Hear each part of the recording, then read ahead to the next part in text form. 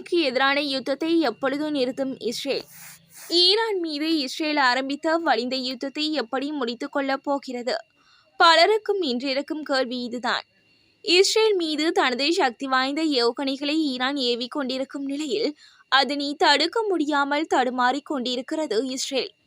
இஸ்ரேலின் முக்கிய பகுதிகளை ஈரானின் ஏவுகணைகள் பதம் பார்த்து வரும் நிலையில் சிறிய நாடான இஸ்ரேலால் எவ்வளவு காலத்திற்கு யுத்தத்தை நடாத்தி செல்ல முடியும்? எவ்வளவு காலத்திற்கு இந்த யுத்தத்தை தாக்குப்பிடிக்க முடியும்? அபாயமான கட்டத்தை அடையும் ஈரான் இஸ்ரேல் யுத்தம். ஈரான் இஸ்ரேல் யுத்தம் ஒரு அபாயமான கட்டத்தை அண்மித்துள்ளது. தொடர்ச்சியான இழப்புகளை இரண்டு நாடுகளும் சந்தித்து வரும் நிலையில் இஸ்ரேல் ஈரானில் தனிநபர் இலக்குகளை குறிவைத்து தாக்கி வருகிறது. ஈரானின் முக்கிய எரிவாயு கிடங்கு எண்ணெய் சேகரிப்பு நிலையம் என தொடங்கி இராணுவ புலனாய்வு உயர்முகங்களும் குறிவைத்து அளிக்கப்படுகின்றன. இந்த நிலையில் இந்த யுத்தம் வெளியுலகத்தின் பார்வையில் ஒரு கோணத்திலும் உள்ளே இடம்பெறுவது இன்னொரு விதமாகவும் நகர்கிறது. இன்று காலை இஸ்ரேலில் உள்ள அமெரிக்க தூதரகம் தாக்கப்பட்டதாக அமெரிக்க தூதர் அறிவித்தார். அணு ஆயுத பரவல் தடுப்பு. அணு ஆயுத பரவல் தடை ஒப்பந்தத்திலிருந்து விலக ஈரான் முடிவு செய்துள்ளதாக தகவல் வெளியாகியுள்ளது. இஸ்ரேல் ஈரான் இடையே எழுந்துள்ள போர் தீவிரமடைந்துள்ளது. பரஸ்பரம் இரு நாடுகளும் மேற்கொண்டு வரும் வான்வழி தாக்குதலில் ஏராளமானோர் கொல்லப்பட்டுள்ளனர்.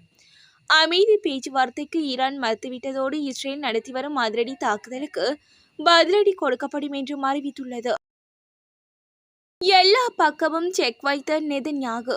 இஸ்ரேல் ஈரானிடையே நாளுக்கு நாள் பதற்றம் அதிகரித்து வரும் நிலையில் தெஹ்ரானின் வான்பரப்பு முழுவதையும் தனது கட்டுப்பாட்டில் கொண்டு வந்து விட்டதாக இஸ்ரேல் தெரிவித்துள்ளது. மத்திய கிழக்கு பிராந்தியத்தில் இப்போது பதற்றம் தொடர்ந்து அதிகரித்து வருகிறது. இத்தனை காலம் ஹமாஸ், ஹிஸ்புல்லா, ஹவுதி என தீவிரவாத அமைப்புகளுக்கு எதிராக இஸ்ரேல் போரிட்டு வந்தது. இப்போது நேரடியாகவே ஈரானுக்கு எதிராக மோதலை ஆரம்பித்துள்ளது. இரு நாடுகளும் மாறி மாறி தாக்குதல் நடத்தி வருவதால் பதற்றம் அதிகரித்து வருகிறது.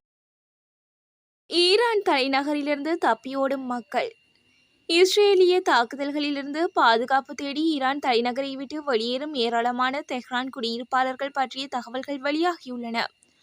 ஆனால் நகரத்தில் உள்ள பிரதான சாலைகளில் அதிக போக்குவரத்து நெரிசல் ஏற்படுவதற்கு காரணம் பெருமளவிலான மக்கள் வெளியேறுவது அல்ல, மாறாக மோசமான வாகன பராமரிப்புதான் என ஈரானிய அதிகாரிகள் தெரிவித்துள்ளனர்.